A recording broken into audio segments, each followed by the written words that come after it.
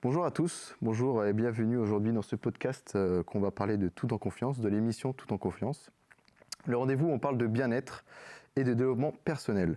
Donc je suis Thibaut Franjeul et aujourd'hui nous allons aborder un sujet qui nous touche tous de près ou de loin, l'estime de soi ou la confiance en soi, et notamment la différence, et pourquoi est-ce si important d'en parler et comment elle peut enfin influencer notre vie quotidienne. C'est ce qu'on va découvrir ensemble. Donc j'ai la chance aujourd'hui d'avoir un très grand palmarès de personnes avec moi. Donc je vais faire un rapide tour de table ou de canapé plutôt. Donc je vous laisse présenter Madame Suchard, allez-y, présentez-vous. Bonjour, Corinne Suchard, donc je suis enseignante à l'IUT de Lannion depuis 2018, après une carrière riche et variée. Enchantée d'être ici. Dans quel domaine vous avez fait votre carrière ? Dans les ressources humaines, le marketing et spécifiquement une grosse partie de ma carrière en Asie-Pacifique. Très bien. Voilà. Très bien, merci beaucoup Madame Suchard de vous avoir présenté.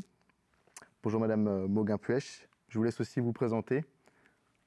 Merci de m'avoir invitée pour venir parler d'un sujet aussi important que l'estime de soi et la confiance en soi. Parce que je suis psychologue clinicienne, reçois les étudiants à l'IUT de Lannion, et à l'ENSAT aussi, et j'ai une pratique de cette clinique-là et du travail depuis de nombreuses années, ayant travaillé dans des institutions, en pédopsychiatrie, en psychiatrie adulte, et aussi en libéral, où effectivement la question du manque d'estime de soi, enfin dire de manque de confiance en soi et l'estime de soi, est souvent un motif de consultation. Très bien, je vous remercie. Voilà. Et maintenant, Luca, je te laisse te présenter. Qui es-tu ?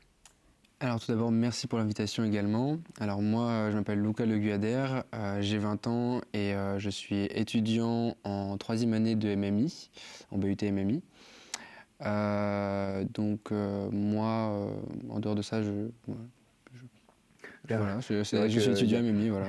Pas grand-chose à dire de plus que... Si ce n'est que le sujet de l'estime et de la confiance en soi me touche particulièrement, comme je pense beaucoup de gens, mais c'est un sujet sur lequel je me renseigne énormément et qui me touche beaucoup. Très bien. On va pouvoir commencer en plus par toi, pour parler un peu de ton parcours de vie. Donc, comment tu t'es construit et comment ton estime de soi s'est construit en fait en toi tout au long de ta vie ? Parle-nous un peu des échecs. Par exemple, on va commencer par ta gestion de l'échec. Comment tu le ressens ? Alors effectivement, on rentre très rapidement dans le vif du sujet. Moi, je dirais pour commencer que l'estime de soi et la confiance en soi, déjà, est-ce qu'on peut faire la différenciation entre les deux termes, peut-être ? Oui. Parce que c'est pas la même chose, je pense, l'estime de soi et la confiance en soi. Je ne sais pas si Madame Mauguin-Puech pouvait nous expliquer en fait la différence. C'est vrai qu'on avait parlé en amont. Je ne sais pas, est-ce que vous voulez qu'on en parle maintenant ou peut-être qu'on le laisse présenter ça, et puis qu'on rebondisse peut-être par rapport, enfin, c'est une proposition. Ok, je me présente alors. Donc déjà, moi je pense que ma confiance en moi, mon estime de moi-même, elle vient tout d'abord, on reprend vraiment au tout début de l'histoire, de mon histoire, elle vient de mon enfance, de mon éducation. Moi c'est un sujet que, l'estime de soi, je disais, l'estime de soi c'est quelque chose qui me touche beaucoup et j'ai régulièrement l'occasion d'en parler avec les gens qui vivent autour de moi. Et globalement, c'est une observation que j'ai faite, c'est que la plupart des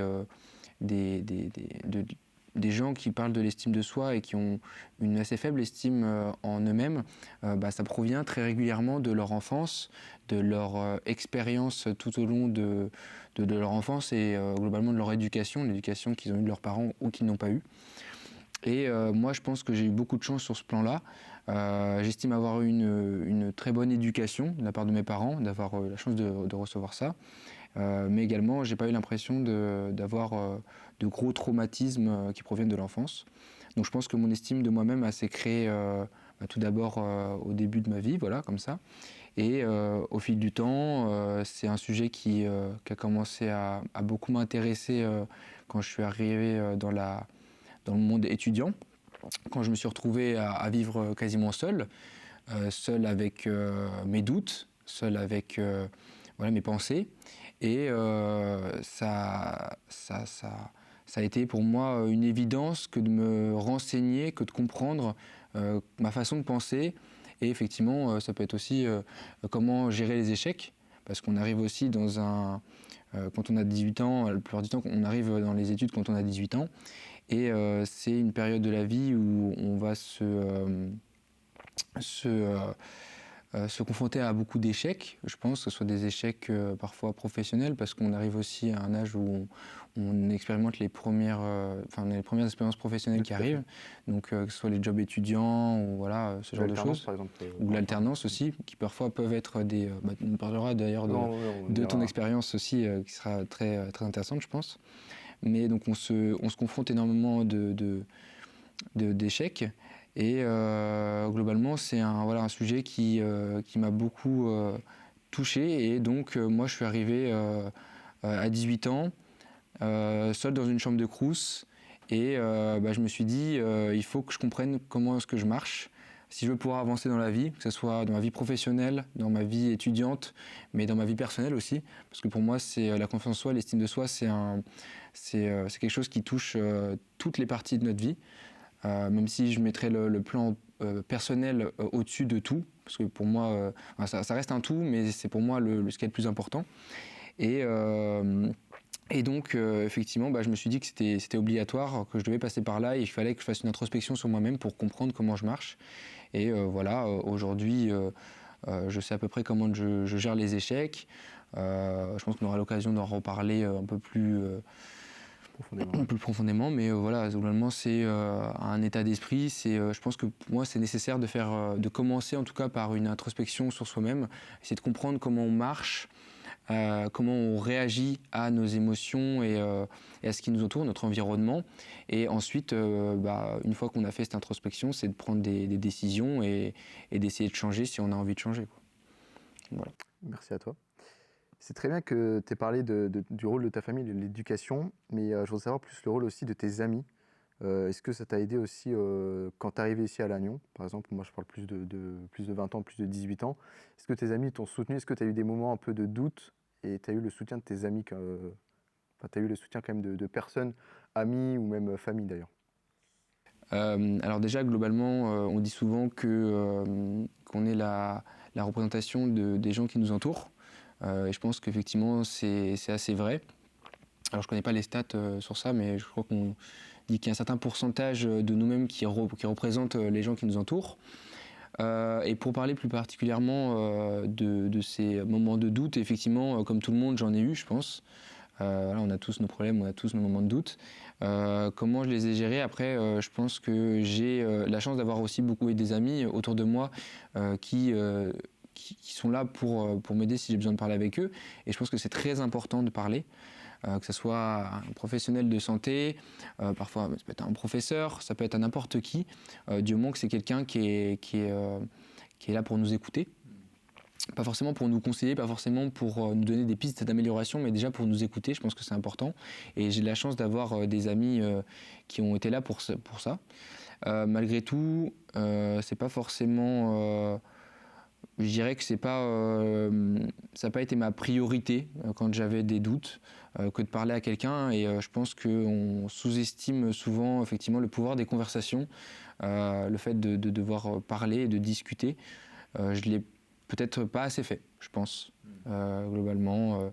Mais aujourd'hui, je sais que c'est quelque chose que je ferais si j'en avais besoin, si j'en ressentais l'envie. Et j'ai la chance d'avoir des gens pour parler autour de moi. Il a bien répondu à la question confiance, estime de soi. Vous pensez, Madame Puech? Je trouve assez incroyable que vous puissiez rassembler comme ça. C'est pour ça que c'est important qu'on vous entende d'abord, parce que vous avez rassemblé tout ce qui touche à cette question de la confiance et de l'estime de soi dans votre présentation. Vous avez évoqué l'importance des premiers liens, de ce que vous appelez l'éducation et que nous certains appellent l'environnement, les interactions précoces, etc.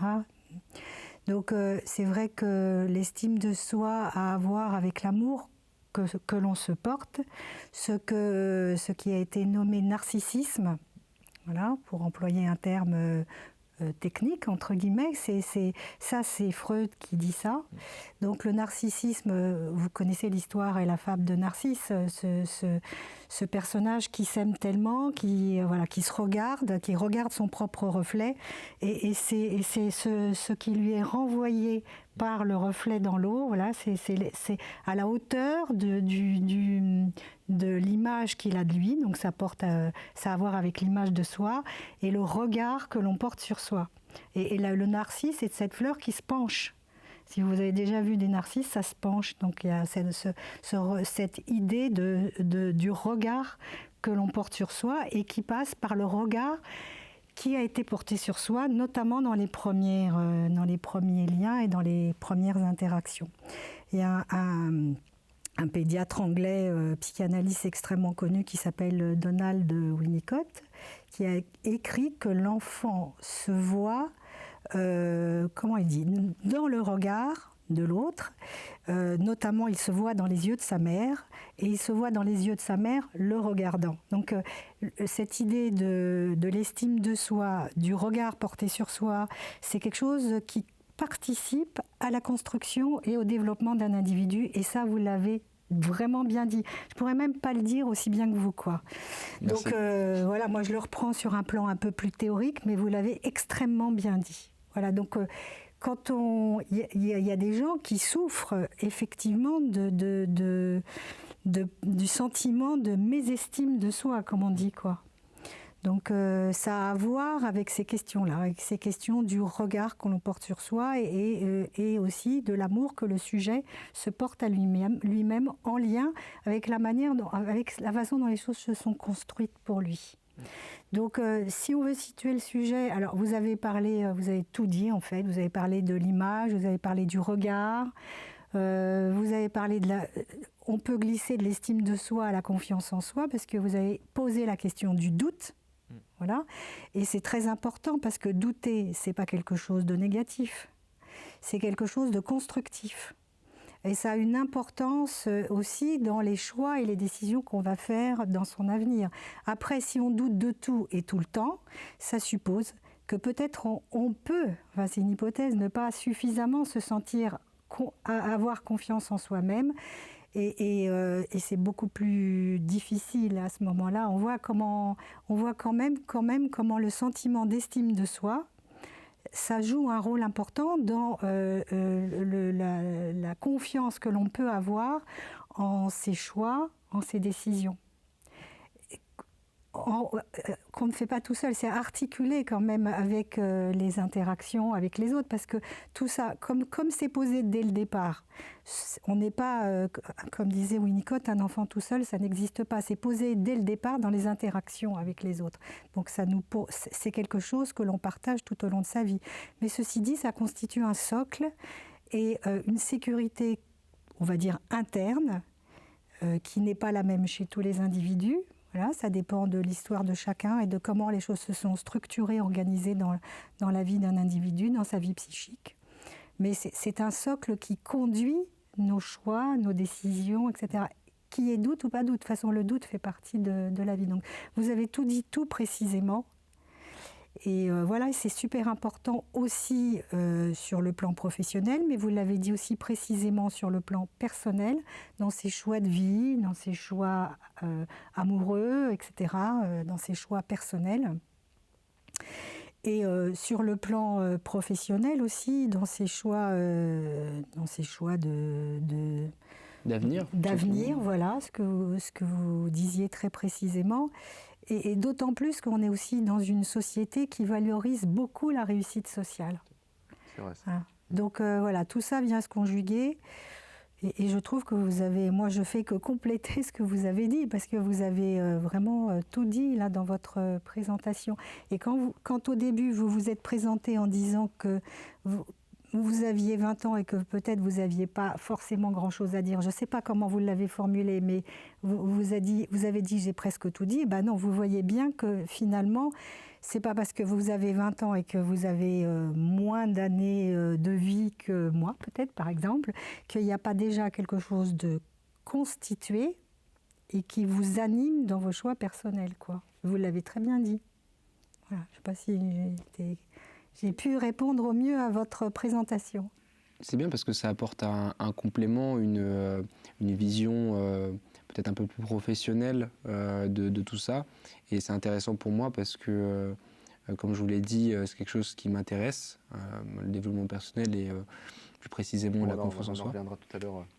Mais c'est important effectivement pour moi d'avoir, et c'est pour ça que j'étais content effectivement de participer à cette émission, c'est que voilà, cette image un peu plus professionnelle de tout ça, ça m'intéresse beaucoup aussi parce que je ne suis pas professionnel et je vais beaucoup parler, je pense, de mon expérience personnelle et de ce que effectivement j'ai pu découvrir en me renseignant sur ces sujets, mais je trouve ça intéressant d'avoir voilà, la vie de quelqu'un de professionnel, quoi. Merci. Très bien. Et j'ai une question aussi pour tout le monde ici présent, avant qu'on rentre plus dans ta vie, Luca. C'est les impacts des réseaux sociaux. Comment vous le ressentez? Moi, par exemple, je le ressens très mal. J'ai fait une pause, parce que je suis parti en vacances il y a quelques semaines en Islande, et j'ai fait une pause de mon téléphone. J'ai coupé tous les réseaux. Et depuis que je suis revenu, j'ai arrêté quelques réseaux sociaux que j'utilisais beaucoup tous les jours. Et ça m'a fait un bien fou, en fait. Et je ne me rendais pas compte comment ces réseaux sociaux, moi, m'avaient bloqué dans mes étapes de réussite et m'ont permis, en fait, ça a été, je pense, une porte de sortie après plusieurs échecs, de me cacher un peu dans les réseaux sociaux. Donc, il y en a, ils vont dans la nourriture, je ne sais pas comment on s'appelle ce nom, mais par exemple, moi, je me cachais beaucoup dans les réseaux sociaux. J'allais dans les réseaux sociaux pour trouver, en fait, un bien-être peut-être dedans. Et depuis que j'ai arrêté, je reprends un peu le cours de ma vie, le cours de mes émotions, et je trouve que c'est bénéfique sur mon corps et sur mon mental. Je veux savoir comment vous le ressentez aussi, Madame Chuchard, les réseaux sociaux. Alors, je vous écoute avec attention et surprise, parce que je vous connais depuis 3 ans et ce que vous me dites me surprend. Alors moi, je suis de la génération où j'ai eu, donc on va appeler ça une chance, où j'ai eu la chance de me construire sans cette image et cette présence des réseaux sociaux. Donc moi, personnellement, j'ai un comportement et une attitude très décomplexée des réseaux sociaux. Et en fait, j'y vais pratiquement jamais. J'ai un compte Facebook pour avoir une présence, pour contrôler, sur lequel je crois que le dernier post doit dater du XXe siècle, peut-être. Non, j'exagère, mais bon, d'il y a très longtemps. Et voilà, et donc après donc réseau social, donc là c'est Facebook, c'est plutôt les gens de ma génération, donc je n'y suis pas. Je suis sur le LinkedIn, mais en fait je suis sur LinkedIn parce que je travaille avec vous. Et donc c'est un outil qui me permet de rester quand vous êtes diplômé, qui me permet de rester en contact avec vous et que j'utilise pour créer des liens entre les différentes promotions. Et pour passer des messages, d'encouragement, ou si j'ai noté que c'était l'anniversaire d'un ancien étudiant, et voilà, des messages positifs. Mais le regard que vous portez dessus en général, par exemple nous on est la génération Z, quel regard vous portez vous de votre génération sur la nôtre en termes des réseaux sociaux, le bienfait, le non bienfait, si c'est mal, si c'est bien? Alors je vais pas avoir de jugement a priori. Ce que travailler avec vous, les jeunes générations, donc je vais essayer de comprendre l'impact, ce que ça vous fait, et ce que en général je conseille, et j'ai 4 filles à peu près de vos âges, c'est la modération. La modération et de dire que dès que les messages qui sont véhiculés touchent à votre propre personne, à votre intégrité en tant qu'être humain, c'est peut-être le temps de raccrocher. Voilà. Très bien. Bah, c'est un très beau message en tout cas de nous partager ça. J'ai vu que tu voulais intervenir, Luca. Tout à l'heure. Alors moi, globalement, ce que je retiens du discours de Madame Suchard, c'est qu'il va falloir me souhaiter mon anniversaire. Il faudra faire attention et voilà, Je ne je sais pas reviendrai. si on est amis sur LinkedIn. Si, voilà, j'en suis sûr. Est-ce que vous avez renseigné votre Oui, anniversaire? évidemment. Ok, bon, bah, c'est noté, Luca. Parfait. Et vous pouvez même m'appeler Corinne. Oui, c'est vrai. Alors, en dehors de ça, non, je trouve ça intéressant, effectivement, d'avoir ce regard, du coup, en tant que parent. Effectivement, c'est pas mon cas, pas encore en tout cas. Mais je pense que c'est intéressant ouais, d'avoir ce regard-là. Moi, j'ai le regard de quelqu'un qui, comme toi, utilise régulièrement les réseaux sociaux, peut-être un peu plus que toi maintenant, du coup. Mais effectivement, non, je trouve que c'est intéressant de voir votre... oui, qu'effectivement, vous disiez que vous, c'était pas forcément quelque chose qui vous touchait en tant que personne. De voir comment est-ce que vous voyez les réseaux sociaux en tant que parent et comment est-ce que vous avez aidé vos enfants à les utiliser. Parce que pour moi, je pense que c'est très important, très tôt, dans l'éducation. Moi, j'ai la chance d'avoir ça dans mon éducation, parce que j'ai un père qui est informaticien et qui est très au fait des nouvelles technologies, et quand il a vu effectivement les réseaux sociaux s'intégrer dans notre quotidien et plus particulièrement dans le mien et celui de mon frère aussi, il nous a très tôt averti d'effectivement de faire attention à déjà tout d'abord qu'est-ce qu'on visionne. Parce que pour moi, c'est important aussi de savoir qu'est-ce qu'on regarde, qui on regarde, quel type de contenu. Et évidemment, toujours cet aspect de la modération. Après, voilà, c'est plus ou moins en fonction de la personne du parent. Voilà, moi, mon père, c'est vrai que j'ai pas eu énormément de limites dans mon enfance. Ça a été surtout un travail sur effectivement qu'est-ce que tu regardes, et régulièrement mes parents me demandaient qu'est-ce que tu as regardé là récemment sur internet, qu'est-ce qui t'a marqué, et je pense que ça a permis déjà de parler de certaines choses que je comprenais pas forcément, donc de débunker d'une certaine façon un peu certaines choses qui me trottaient en tête à cette époque-là, mais aussi de refaire un petit compte rendu qui sache un peu ce que je regarde quoi finalement. Donc je pense que c'est sur ces deux aspects-là, c'est important en tant que parent d'être là très tôt dans l'éducation d'un enfant afin de comprendre qu'est-ce qu'il fait sur Internet. Et je pense que les réseaux sociaux, c'est pas un mauvais outil. C'est juste que voilà, il faut se former comme tout, il faut se former à ça, et ça passe au début par l'éducation des parents, et ensuite par voilà, ça rejoint un peu ce que je disais tout à l'heure, c'est une introspection sur soi-même. Est-ce qu'on utilise trop les réseaux sociaux ou pas, ensuite prendre des décisions, effectivement. Moi, je sais que je pense que j'utilise globalement trop mon téléphone, plus que les réseaux sociaux, globalement plus trop mon téléphone. Et donc, j'ai mis en place, avec deux tapes derrière mon téléphone, un outil qui me permet d'enlever les couleurs de mon téléphone. Et effectivement, les couleurs, c'est relié à des émotions. Et donc, je vous invite à essayer, si vous avez l'occasion, d'utiliser votre téléphone et de parcourir les réseaux sociaux en noir et blanc, et vous verrez que c'est très fade. Et qu'on a tout d'un coup plus envie d'utiliser les réseaux sociaux, quoi. Donc voilà, c'est un ensemble de petites pratiques, de petits outils que j'ai mis en place qui me permettent de moins utiliser mon téléphone et les réseaux sociaux. C'est sûr que c'est compliqué pour nous qui avons vécu tout de suite dedans. Tout à fait. Tout à fait, je comprends ta vision, Luca. Effectivement, ouais, voilà, il disait, c'est important d'en parler aussi. Effectivement, nous, on a grandi dans tout ça, donc on est, je pense, aussi beaucoup plus à même de tomber. Enfin, je dis tomber parce que quand ça devient une addiction, ce qui est pas, je pense, à un certain degré, c'est le cas de tout le monde. Tout le monde toutes les personnes. J'étais addict avant de faire une grande pause. Donc voilà. Ouais. Mais c'est important, je pense, donc voilà, juste de faire une introspection sur soi-même. Effectivement, est-ce qu'on utilise trop ou pas? Qu'est-ce qu'on regarde? Est-ce que c'est vraiment pertinent ce qu'on regarde aussi? Parce que la plupart du temps, ce qu'on regarde, c'est pas forcément pertinent. Et ensuite, de prendre des décisions et voilà, de mettre en place des choses pour essayer de changer si on a envie de changer. Merci Luca. Vous voulez ajouter quelque chose sur les réseaux sociaux?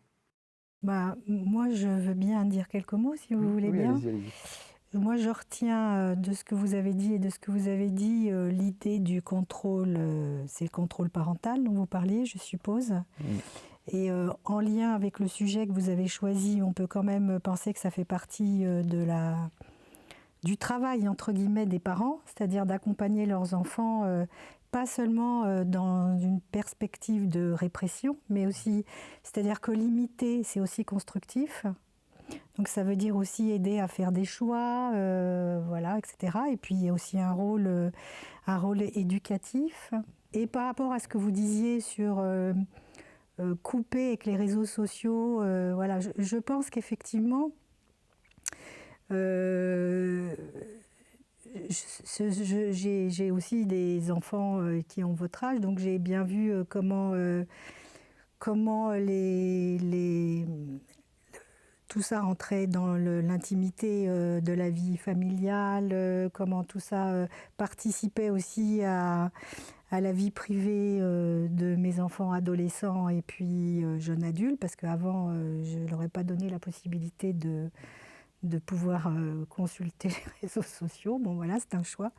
Et je trouve qu'il y a quand même, par rapport à ce que vous disiez, par rapport au fait de couper pour pouvoir se faire une idée, faire des choix, etc., c'est intéressant parce que je pense que moi, je ne rejette pas du tout les réseaux sociaux. C'est pas très bien me servir des choses sur le plan technique, mais je constate que dans mes consultations avec des adolescents ou des adultes, c'est quand même un matériau extrêmement riche pour pouvoir parler de soi, de ce qui arrive dans la vie, de ses choix d'avenir, puisqu'on parle de tout ça.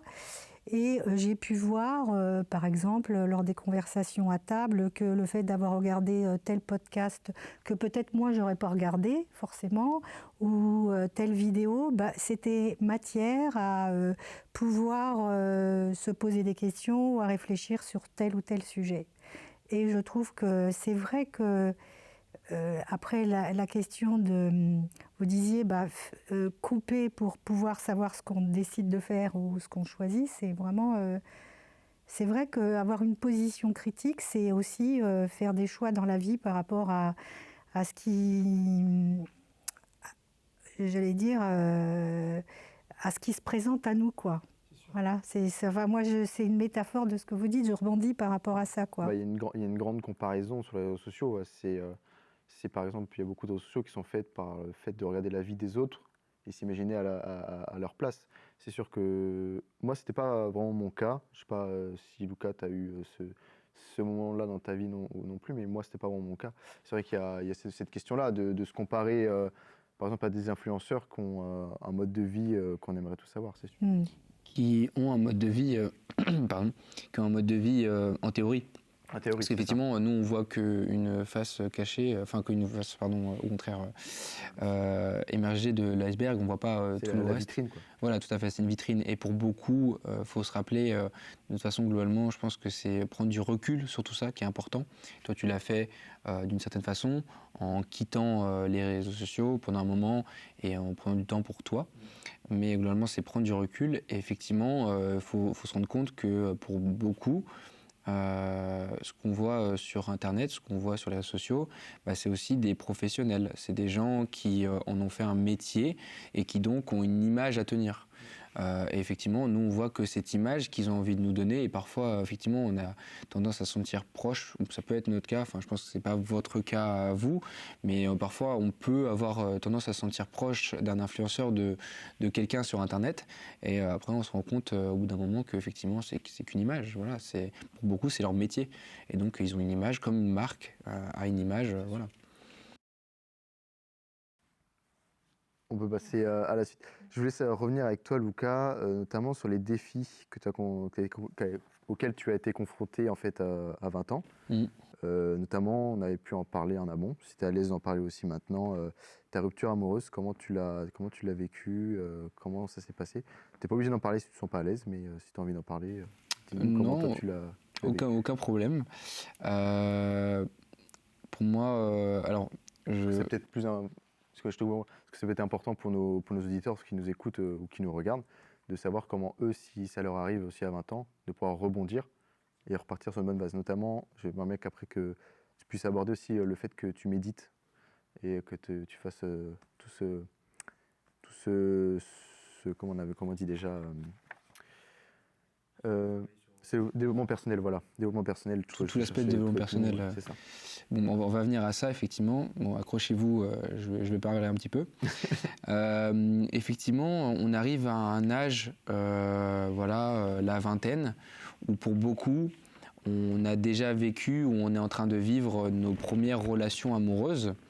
Donc, ça signifie que on découvre un nouvel aspect de notre vie. Parce qu'effectivement, les relations amoureuses et sentimentales, c'est quelque chose de très important. Ça a été mon cas. Voilà. Je me suis mis en relation avec quelqu'un, une vraie relation, parce qu'effectivement, avant ça, comme beaucoup, il s'est passé certaines choses, mais c'était pas ce que j'appelais une vraie relation. Voilà. Je me suis pas donné autant avant que pour cette relation. Donc ça m'est arrivé. Donc j'ai commencé ça quand j'avais 17 ans. J'ai commencé cette relation quand j'avais 17 ans. Globalement, ça s'est terminé aux alentours de mes 19 ans, de mes 20 ans, un peu avant d'avoir 20 ans. Ça a été assez tumultueux pendant un long moment. Donc c'est une relation qui a duré à peu près 2 ans et 6 mois, avec à l'intérieur des pauses, tout ce qu'on pourrait attendre d'une relation parfaite. Malgré tout, je regrette absolument pas cette relation, parce qu'effectivement, elle s'est pas forcément super bien finie. Mais déjà j'ai gardé contact avec la personne. Et surtout, j'en ai retiré énormément de choses. Voilà. Pour moi, cette expérience, elle est super importante, et je pense qu'on a un grand avantage quand on a vécu ça au début de sa vingtaine, dans ces eaux-là, quand on arrive dans la vie active, finalement. Je pense qu'on a un vrai avantage sur beaucoup de gens, parce que moi, ça m'a appris énormément de choses sur moi-même. En fait, cette relation m'a appris à avoir confiance en moi. Voilà. Elle m'a appris à me... Que c'est pas grave, en fait, au final. Oui, déjà que c'est pas grave, parce qu'effectivement, aujourd'hui, même si j'ai eu des moments de doute, j'ai eu des moments assez compliqués, aujourd'hui, je me sens très bien, et j'en retire que des bonnes choses. J'ai appris à me connaître. Je sais aujourd'hui ce que j'attends d'une relation amoureuse. Je sais aussi aujourd'hui que l'estime de soi, c'est très important, que parfois, effectivement, savoir arrêter et stopper quelque chose qui nous paraissait à une autre époque incroyable et magnifique, ça peut être encore plus beau. Je pense que dans tout, il y a une fin, et cette fin, elle fait partie de l'histoire, elle fait partie de ce tout, et sans cette fin, parfois, l'histoire, elle n'est pas aussi belle qu'elle ne serait sans cette fin. Et donc voilà, en fait, j'en retire que des bonnes choses. C'est sûr que sur le moment, quand ça arrive, cette rupture amoureuse, peu importe de qui ça tient, effectivement, c'est pas facile, c'est facile pour personne, je pense, peu importe qui on est, peu importe qui on est et peu importe qui on est dans la relation. Mais ça n'empêche qu'aujourd'hui, effectivement, ça m'a appris énormément de choses, et voilà, j'en retire aujourd'hui que des bonnes choses. D'accord. Merci à toi. Du coup, tu médites. En fait, à quoi ça te sert tous les jours de faire ça? Après, c'est pas tout le monde le fait. Moi, je le fais pas, par exemple. Mais à quoi ça te sert, en fait? Ça te permet de canaliser? Ça te permet à quoi? Alors déjà, ça n'a rien à voir effectivement avec la rupture dont je parlais précédemment. La méditation, c'est pas arrivé à cause de ça. La méditation, c'est pour moi un passage, je dirais presque obligatoire dans ma phase de développement personnel. Tout d'abord parce que du coup, j'ai commencé par me renseigner, découvrir ce qu'était la méditation. Parce que avant ça, si on m'avait dit il y a 2 ans que j'allais faire de la méditation tous les jours, je l'aurais dit à la personne que non, c'est pas vrai, c'est pas possible. Déjà parce que j'avais beaucoup d'a priori par rapport à ça. Effectivement, on voit tous les images de synthèse de personnes en tailleur, en train de méditer, les yeux fermés, avec un bruit de rivière en arrière-plan. Et la méditation, c'est pas forcément ça. Ça peut être ça, mais c'est pas forcément ça. Et c'est plein de choses, la méditation. La méditation, tout d'abord, pour moi, c'est la respiration. Et la respiration, ça a un pouvoir incroyable sur notre corps et sur notre façon de voir le monde. Ça vous est tous déjà arrivé, je pense, de nous concentrer sur notre respiration quand on n'allait pas bien, quand on a une grosse période de stress, qui arrive à un moment donné, se concentrer sur sa respiration, ça permet aussi de réguler notre corps. La respiration, se concentrer sur une respiration forte, ça permet de réguler notre corps. Et globalement, moi, la méditation, en dehors de l'aspect de la respiration, c'est aussi le moment de prendre un temps pour moi dans la journée. C'est en général, c'était moi le midi après avoir mangé, avant de repartir sur mon après-midi, c'était de me poser pendant au début 5 minutes en fermant les yeux et en me concentrant simplement sur ma respiration. Et aujourd'hui, c'est avec une application, je la cite, c'est Petit Bambou, donc assez connu, qui est une application qui permet de donner qui a des espèces de modules qui ont été créés pour ça, pour les gens qui débutent la méditation, même ceux qui y sont déjà initiés, et dont un module qui est super intéressant, qui permet de découvrir la méditation. Et en général, c'est des petites sessions de 12-15 minutes, et on apprend à se découvrir, en fait, et à prendre du temps pour soi. Et c'est super intéressant, parce que là, j'en faisais une juste avant de venir, parce qu'effectivement, ça reste un exercice de parler devant des caméras et à d'autres personnes. Et je trouve ça intéressant parce que ça me permet de prendre une vraie pause dans ma journée et ensuite de redémarrer ma journée en ayant pris ce moment pour moi. Parce que c'est vrai qu'effectivement, on est assez régulièrement en mode autopilote, sans forcément le voir et le sentir. Et le fait de prendre ce moment pour soi, ça permet de se recentrer sur qui on est vraiment, sur notre corps et globalement notre respiration. Et je trouve ça super intéressant. Pour moi, c'est nécessaire de prendre ce moment dans la journée. Et c'est aussi une histoire de régularité, la méditation. Donc c'est prendre parfois entre 5 et 15 minutes, ce qui n'est pas forcément très long dans une journée, mais de le faire régulièrement. Et ça permet, ça a plein de bienfaits. De toute façon, je suis pas médecin et je suis pas scientifique, mais par contre, il m'est arrivé de lire énormément d'articles sur ça. Et effectivement, la méditation a énormément de bienfaits. Merci à toi. Je ne sais pas si vous voulez ajouter quelque chose en particulier, mais on va passer à un nouveau thème que j'aimerais aborder, qui est moins sur l'estime de soi à 20 ans, mais qui est plus sur les différentes étapes de la vie, notamment ce qu'on appelle les crises. Donc, je ne sais pas vraiment si c'est des crises de la quarantaine, de la cinquantaine, etc. Comment vous l'avez vécu, Madame Scher? Est-ce que vous avez déjà eu cette phase un peu de changement dans votre vie, même à 20 ans, qui a pu arriver? Merci pour cette question, Thibaut. Je ne suis pas concerné. Ah non, pas encore. Vous n'êtes pas une femme. Ah non plus. Je ne m'attendais pas du tout à cette question. Non, donc, vrai, alors, vous n'êtes pas à l'aise, non, pas non, obligé. tout à fait. Alors, c'est une question très intéressante. Donc, je pense que je n'ai pas fait de crise parce que je suis très à l'aise avec le changement. Donc, et étant de nature très curieuse, voilà, donc j'ai changé beaucoup de choses souvent dans ma vie. Parce que donc, quand on parle de la crise de la quarantaine, et je me tourne vers vous, la crise de la cinquantaine, en tout cas ce qu'on lit dans la presse féminine, c'est vraiment des ruptures. J'ai envoyé balader le conjoint, la famille, le travail, voilà. Et donc voilà. Donc là, moi, j'ai envoyé balader personne. Et donc, bon, c'est pas une crise. Donc, par contre, j'ai fait beaucoup de changements. Donc, vous m'avez posé la question à 20 ans. Bon, le premier grand changement que j'ai fait dans ma vie, donc j'ai eu la chance, l'opportunité de partir aux États-Unis quand j'avais 17 ans, et c'est toujours poussé par cette curiosité de l'ailleurs. Donc là, j'ai vécu 1 an dans le sud des États-Unis, et ça a été une expérience très enrichissante. Et là, je vous rejoins, Luca, où j'ai été donc une découverte de soi, donc sortie assez brutalement puisque c'était un échange, je rentrais dans une famille américaine, donc de mon environnement, de mon cocon, et plongée dans à l'autre bout du monde, dans une famille dont je connaissais ni la culture, ni les codes. Et donc là, ça permet d'apprendre qui on est et quelles sont ses valeurs profondes. Voilà. Donc ça, c'était la première expérience. Forte de cette première expérience, à l'âge de 21 ans, donc les États-Unis, c'était bien, mais toujours cette curiosité qui ne me lâche pas. Je pense que je suis tombée dans le chaudron de la curiosité quand j'étais toute petite, où que la fée est arrivée avec sa baguette.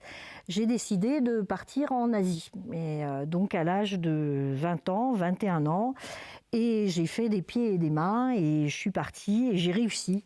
Alors que ma famille n'est pas une grande famille de voyageurs, loin de là, personne n'avait traversé l'Atlantique, personne n'avait été de cette partie du monde. Et j'ai réussi, et à l'âge de 21 ans, je suis partie avec ma valise en Asie, en Thaïlande, à Bangkok. Et voilà, j'ai passé 23 ans. Voilà. Très bien. C'est un très beau parcours en tout cas que vous avez. Et c'est très motivant pour la suite, même pour nous qui sommes un peu plus étudiants, voilà, qu'on est encore étudiants et qu'on arrive bientôt dans la vie professionnelle. C'est encourageant de se dire qu'on peut le faire, on peut réussir aussi de notre côté. Et il y a... Je ne sais pas si vous voulez ajouter quelque chose. Lucas. En partant loin de tout, finalement, que c'est possible de réussir en prenant, vous disiez qu'effectivement, personne de votre famille n'avait fait ça. J'imagine que globalement, dans votre environnement, personne n'avait fait ça. Et effectivement, que c'est possible de le faire, même en n'ayant personne dans son entourage qui l'a fait, et qu'il faut parfois partir à l'inconnu pour se découvrir soi-même, quoi. Moi, il y avait une question aussi que je voulais aborder un peu plus sensible, et plus avec vous, Madame Puech. Ça n'a pas grand-chose à voir avec ce qu'on a parlé là tout de suite, mais c'est un sujet que je voulais vraiment aborder pendant ce podcast. C'est est-ce qu'il existe des signes qui indiquent une dépression ou un manque d'estime de soi? Est-ce que nous, à notre échelle, en tant que soit d'étudiants ou de professeurs, pouvons trouver pour aider nos amis ou nos familles dans ce moment difficile? Ça, c'est une question délicate parce que c'est une question, voilà, vous aviez dit que vous étiez formé en santé mentale, donc on voit bien quand même l'intérêt pour être attentif et à l'écoute de ce qui ne se passe pas bien chez les autres. Il y a des signes, oui, forcément, il y en a. Je ne sais pas comment répondre vraiment à votre question. Déjà, je voulais rebondir. Je pense que je vais arriver à faire le lien avec ce que vous disiez. Vous avez dit que vous étiez tombé dans la bassine de la curiosité, voilà, quelque chose comme ça, le chaudron. Là, on pensait un petit peu à Astérix et Obélix. Voilà, c'est ça, il est tombé dedans quand il était petit. Voilà. Eh bien, en fait, oui, ça reprend à ce qu'on disait, c'est-à-dire que la curiosité, dans son étymologie, ce que je vous avais dit que je m'intéressais, j'ai fait des études de linguistique, donc je m'intéresse aussi à l'étymologie et au sens des mots. Et je pense quand on fait le travail que je fais, c'est intéressant de se poser la question du sens. Le mot curiosité a à voir avec le soin. Voilà. Et en fait, donc quand on est tombé dedans quand on était petit, ça a à voir aussi avec comment on a pris soin de nous et comment ce sentiment interne de sécurité nous est suffisamment, c'est quelque chose sur lequel on peut s'appuyer et se soutenir tout au long de sa vie pour aller de l'avant, prendre des initiatives, prendre des décisions, etc. Donc ça, je voulais apporter. Tout le monde n'est pas logé à la même enseigne, hein, de ce point de vue-là. Donc voilà, ça me paraissait important. Et puis pour repérer les signes de la dépression, alors ça, j'ai vraiment beaucoup de mal à répondre à cette question-là. Je pourrais dire que on a dans son entourage, que ce soit nous en tant moi dans mon entourage ou vous, dans votre entourage, avoir repéré des amis qui ne vont pas bien. Donc il faut faire la part des choses, il faut savoir pourquoi ils vont pas bien? Est-ce qu'ils peuvent en parler? Est-ce qu'ils peuvent pas en parler? Est-ce que c'est réactif à une séparation, par exemple? Est-ce que c'est plus profond que ça? C'est en parlant avec eux, parce que les signes visibles comme ça, oui, il y a des signes visibles. Si les gens, vous les sentez tristes, un peu atones, pas dans la curiosité justement, pas allant de l'avant. C'est ça la curiosité aussi, hein, c'est l'avoir avec le désir, hein, quelque chose comme ça. Si vous sentez qu'il y a un manque de goût, etc., effectivement, on peut demander aux gens s'ils vont bien, s'ils s'isolent, etc. Après, je ne sais pas si ce sont toujours des éléments d'une dépression, enfin voilà. Mais oui, ça se repère, forcément, ça se repère dans les interactions avec la personne, mais ça se repère aussi dans la présentation. Parfois, quelqu'un dont on disait que voilà, il est différent d'il y a, je sais pas moi, l'année dernière, je le trouve pas en train. Enfin, on peut aussi faire confiance à ce qu'on entend et ce qu'on ressent.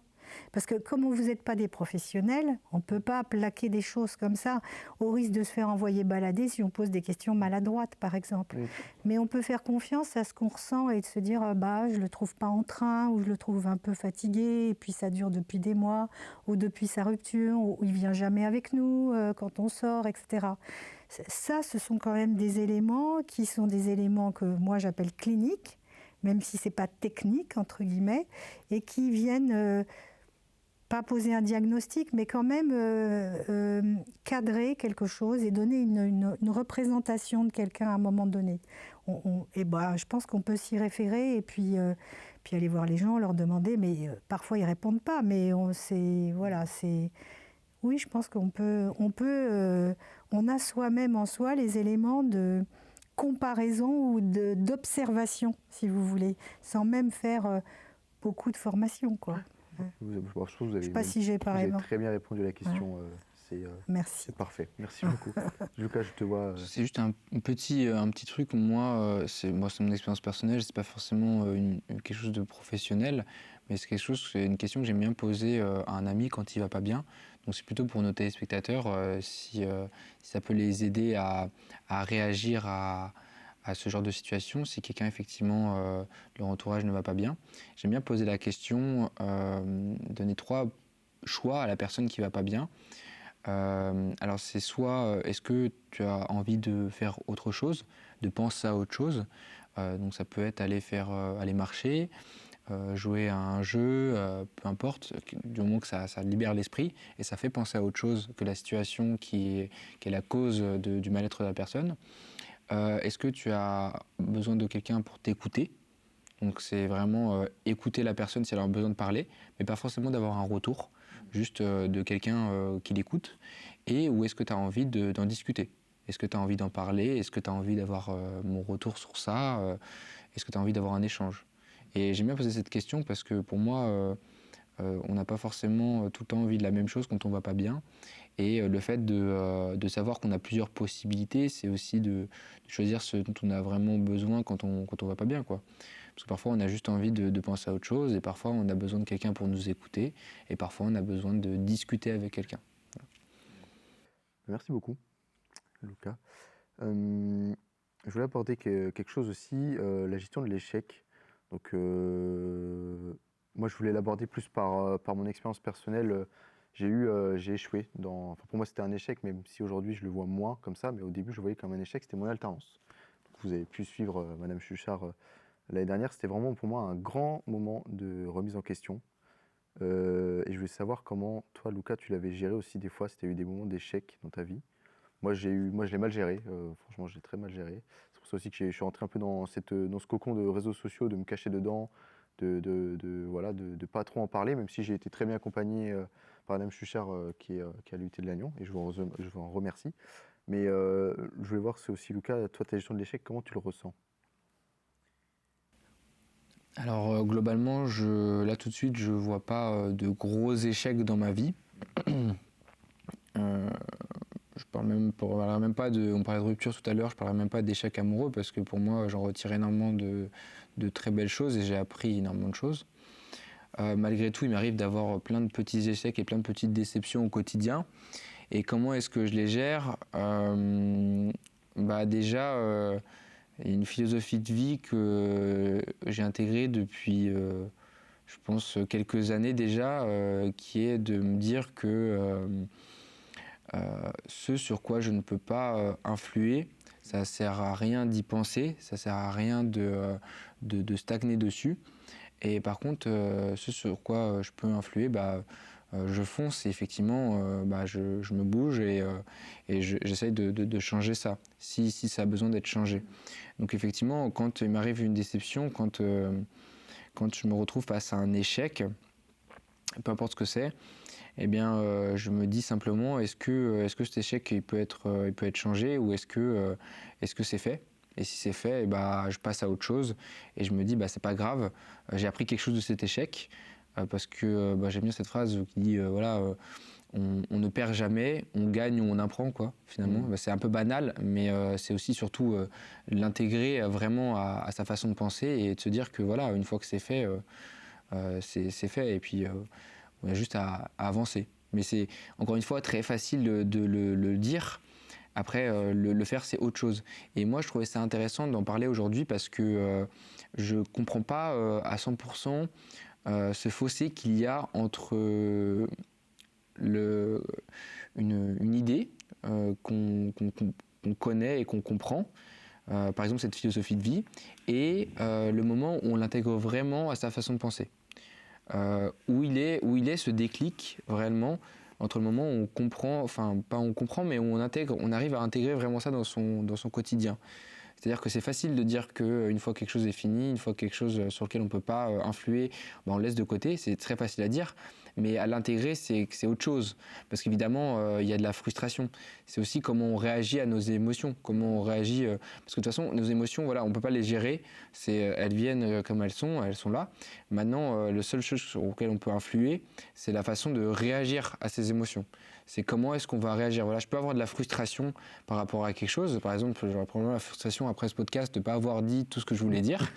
Mais comment je vais y réagir? Simplement, je vais me dire que c'est fait et que voilà, j'ai malgré tout dit énormément de choses qui me paraissent intéressantes. Et voilà. Et moi, je trouvais ça intéressant d'en parler avec d'autres personnes et de savoir, d'après vous, et même voilà, avec une professionnelle de santé, est-ce que c'est quelque chose qui vous parle, ce fossé entre la découverte d'une idée et l'intégration dans notre quotidien, quoi. Voilà. Je réponds à la question. Oui. Après, c'est pour tout le monde, mais c'est vrai que c'est intéressant pour moi d'avoir cette image professionnelle. Alors, c'est un peu vaste comme question. Oui. Vous voulez dire comment est-ce qu'on avance dans la vie? C'est vrai que c'est une question très vaste, dit comme ça, effectivement. Comment... j'ai pas la... Moi aussi, j'avance dans ma vie, comme tout le monde. On va dire que... je sais pas comment dire. La question de l'échec, ça, c'est une question complexe. Parce que ça, c'est une question purement individuelle, quoi, subjective.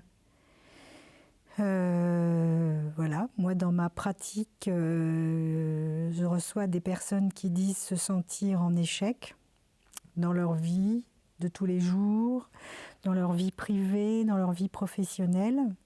Et moi, je les invite ou je les aide ou je les accompagne à essayer d'élaborer cette question, qu'est-ce que c'est que le sentiment d'échec pour eux, voilà. Et parce que je pense que c'est pas tout à fait la même chose d'un individu à un autre.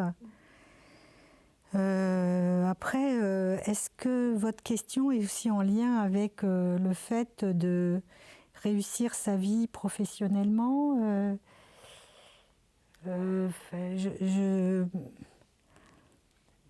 C'est vrai que c'est une question très vaste. Quand vous en parlez, effectivement, je m'en rends compte. Effectivement, c'est lié énormément lié à la question professionnelle, au parcours professionnel, parce que je pense que la plupart de nos échecs dans la vie, ils seront liés à nos échecs professionnels, finalement, à ce parcours qu'on aura et ce parcours qu'on s'imagine qu'on va avoir et le parcours qu'on aura vraiment et qui sera parfois au-dessus de nos attentes et parfois en dessous de nos attentes. Mais globalement, comme je disais tout à l'heure, c'est lié aussi à la question personnelle, c'est aussi nos échecs personnels. J'ai parlé des échecs amoureux, même si j'appelle pas ça un échec, en tout cas pour moi.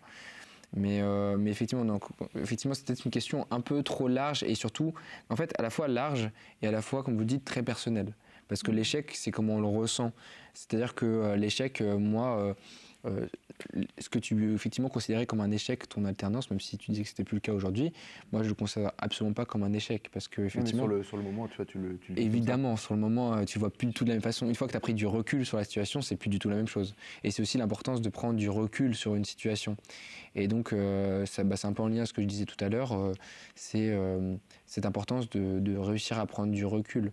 Et en fait, quand je vous pose la question, je me rends compte qu'effectivement, j'ai un peu la réponse à cette question moi-même, c'est que en fait, on ne peut pas vraiment le savoir. C'est-à-dire que le déclic, entre le moment où on comprend quelque chose et où on l'intègre vraiment et où on le met en application dans notre vie, en fait, c'est un déclic qui est personnel et qui est lié à plein de choses. Je pense à notre environnement, voilà, ça peut être un déclic, je sais pas, je dirais par exemple en voyant une vidéo sur Internet de quelqu'un qui parle de ce sujet-là et on aura le déclic en disant mais elle l'a fait, pourquoi moi je peux pas le faire, quoi. Donc en fait, je pense que j'ai en fait un peu la réponse à ma question en vous entendant parler. En fait, finalement, vous y avez un peu répondu sans le vouloir forcément, mais voilà. Mais ça reste pour moi une question très intéressante parce qu'effectivement, ça touche tous les plans, plan professionnel, personnel, amoureux, tout ça. En tout cas, vous avez avancé, si je peux répondre, Oui, allez-y. Avancer des éléments que vous avez dit, ça dépend ce qu'on attend.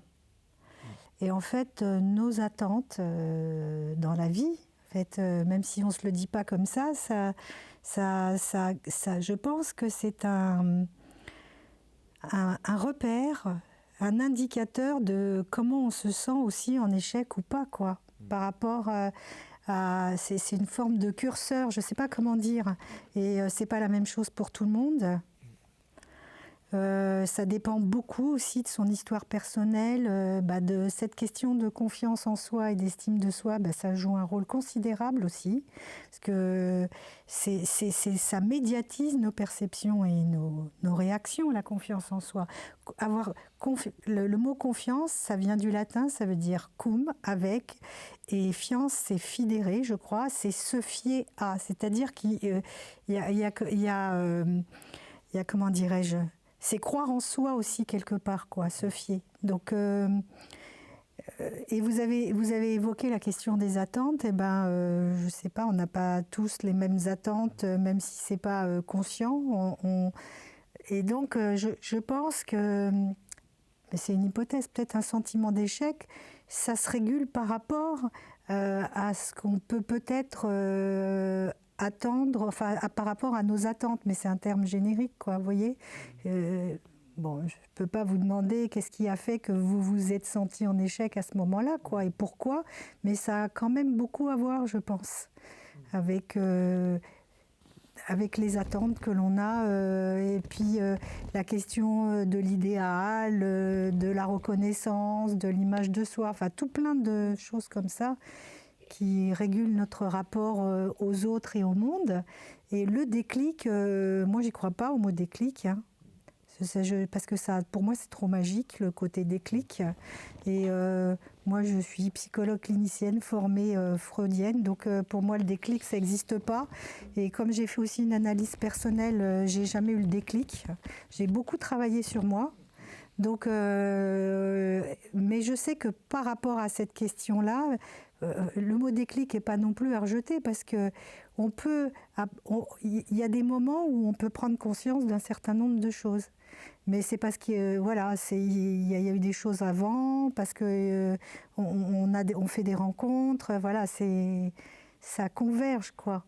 Alors c'est pour ça que bon, moi, ça peut être aussi une forme de déclic, de prendre conscience d'un certain nombre de choses, quoi. Ouais. Merci beaucoup. Merci beaucoup pour votre témoignage, parce que là, c'était très intéressant. Ce que vous avez dit, ça me parle beaucoup.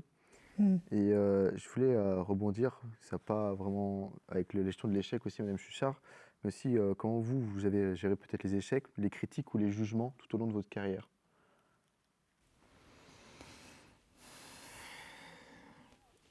Très bien. Alors, les C'était aussi critiques et inattendu. les jugements. Donc, l'échec, là, c'était très intéressant pour moi de vous entendre sur les échecs, parce que j'ai plus du tout... donc, j'ai essayé de revenir en arrière et de penser à Corinne, 20 ans, et l'échec. Et quelque part... Eh ben, moi, c'était pas possible. Je me suis mis dans une telle situation, par exemple en Thaïlande, en étant si loin de ma famille, sans filet en fait. Plusieurs fois dans ma vie, j'ai fait je me suis mis pas en danger, mais je suis sortie tellement de ma zone de confort que de toute façon, l'échec n'était pas possible. Donc voilà, donc ça, c'est une première chose. Et ensuite, donc l'échec n'était pas possible. Donc si l'échec n'est pas possible, qu'est-ce qu'on fait? Eh ben, on se noie dans le travail. Puisque donc là, moi, je suis partie en Asie pour travailler et pour fuir donc dans les attentes et les objectifs, pour fuir un quotidien que je trouvais qui m'était offert dans la suite logique de mes études, que je trouvais insupportable. Donc j'étais à Paris et ça se résumait à un métro, boulot, dodo. Ben non, merci, j'ai 20 ans, j'ai 21 ans et moi, c'est pas une vie, quoi. C'est pas une vie et j'en veux pas.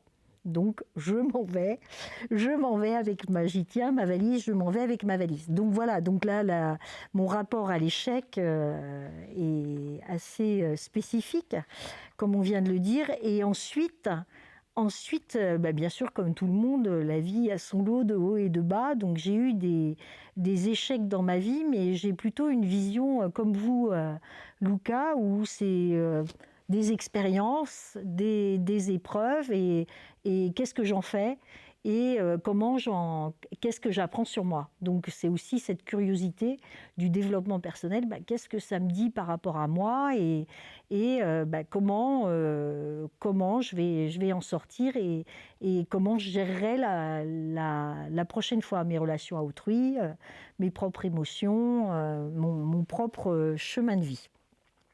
Alors tout ça nous amène aux critiques et au jugement. Donc, critique au jugement, j'ai 20 ans, je suis très sensible à la critique et au jugement. Quelque part, heureusement que les réseaux sociaux n'existaient pas, parce que je ne sais pas comment j'aurais géré la chose. Donc là, c'est les relations que je peux avoir avec les gens qui m'entourent. Donc, ce que j'ai envie de partager, c'est que plus on est proche de moi, plus ça fait mal, plus c'est difficile à gérer, plus c'est difficile à entendre. Donc là, c'est Corinne à 20 ans. Et puis qu'au fur et à mesure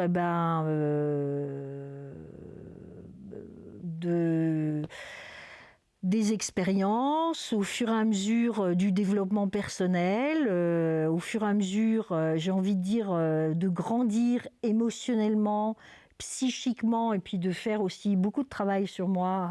Je suis une grande consommatrice, je suis une patiente, je suis une patiente de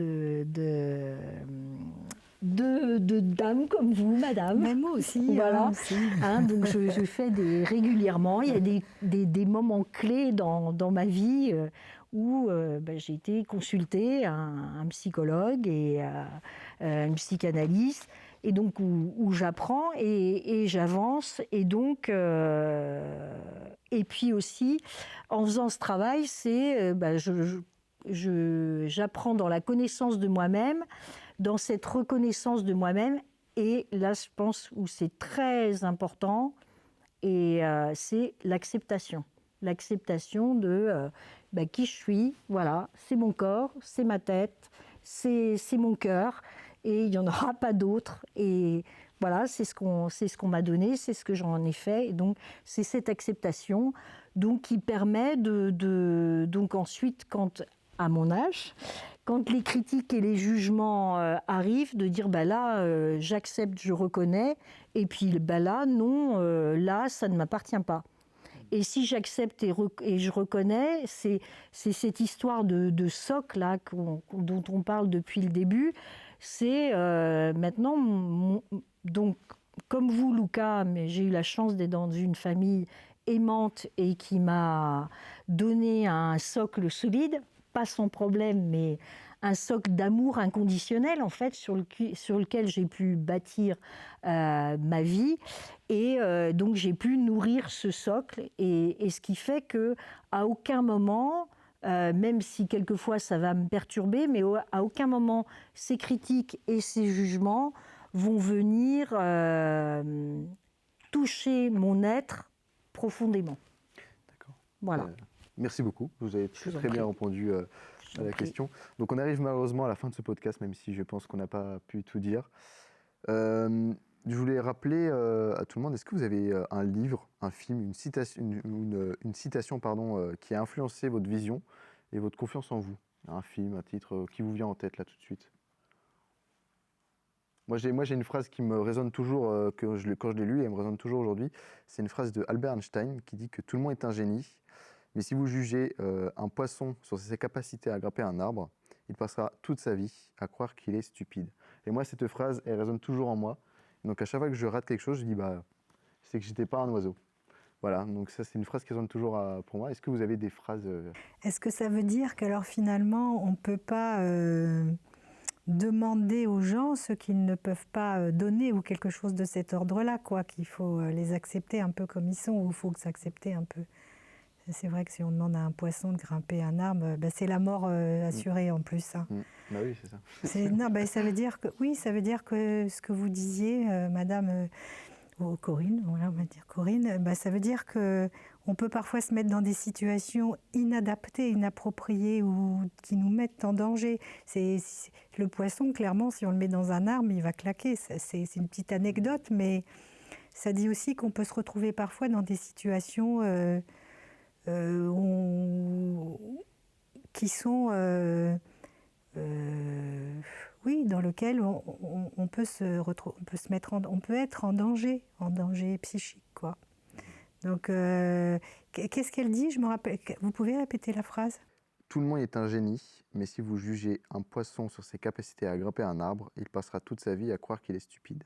C'est intéressant parce que la première partie de votre phrase dit « tout le monde est un génie », ça reprend ce qu'on disait à propos quand même de quelque chose qui est de promouvoir chez l'enfant et une assurance de l'accompagner. Si on dit « tout le monde est un génie », c'est quelque chose de positif, quelque chose d'accompagnant et de soutenant. Et en même temps, voilà, il faut pour cela pas lui demander des choses qui le mettent en danger, quoi. Ouais, c'est un peu ça. Enfin, moi, j'y retrouve là les éléments de votre réflexion sur la confiance de soi et voilà. Oui, oui, vous le dites très bien. Je n'ai pas de mots à ajouter parce que c'est tellement bien dit que je ne veux pas en dire plus. Merci. Et moi, j'aimerais donc dans la citation au livre, donc moi j'aimerais rejoindre Luca dans la méditation, et donc moi je conseille Jon Kabat-Zinn, qui est le psychologue. C'est un psychologue américain qui a démocratisé en fait la méditation et a enlevé le côté religieux de la méditation et le démocratise depuis 20-30 ans, et notamment a formé Christophe André pour nous public francophone. Donc, et notamment un livre qui l'éveil des sens et qui parle d'empathie, de confiance en soi, d'écoute de l'autre, de bienveillance. Voilà. D'accord, merci. Et du coup, la méditation pour toi, Luca, ou une citation ou quelque chose qui te résonne Alors, une citation ou un livre, en rapport avec la méditation, j'en ai pas forcément parce que je pense que je suis encore au stade de débutant en méditation. C'est quelque chose qui est quand même assez... c'est assez récent dans ma vie, la méditation. J'ai beaucoup d'influences différentes, mais il y a une phrase de Marc Aurèle qui, je trouve, regroupe un peu tout ce dont on a parlé, qui est en lien avec tout ça. Alors j'espère que je ne vais pas mal la formuler, mais je crois qu'elle dit que la force me soit donnée Que la force me soit donnée de... alors, attendez que je me rappelle, mince. Voilà, c'est ça, je voulais pas. Ça fait longtemps que je l'ai lu, je ne me rappelle plus exactement. Ah oui, que la force me soit donnée d'accepter ce qui ne peut être changé, de changer ce qui peut l'être, mais aussi la sagesse de distinguer l'un de l'autre. Et je trouve qu'elle est super intéressante parce qu'elle elle fait énormément écho avec ce dont on a parlé aujourd'hui et je la trouve très intéressante. Marc Aurèle qui était aussi stoïcien. Et donc je vous invite aussi à vous intéresser au stoïcisme et globalement à la philosophie. Parce que la philosophie, c'est tout ce qui nous entoure et c'est le travail j'allais dire, de centaines, de milliers de personnes par rapport à des expériences de vie et qu'on peut utiliser, je pense, pour notre propre quotidien, quoi. Merci Lucas. Avant de conclure ce podcast, n'hésitez pas si vous vous sentez un peu touché par ce podcast ou vous avez besoin de parler à vos amis, à votre famille, mais aussi il y a le fil santé jeune qui répond à vos questions tous les jours de 9h à 23h. Donc c'est un numéro anonyme et gratuit, donc je vous le donne, c'est le 0800 235 236.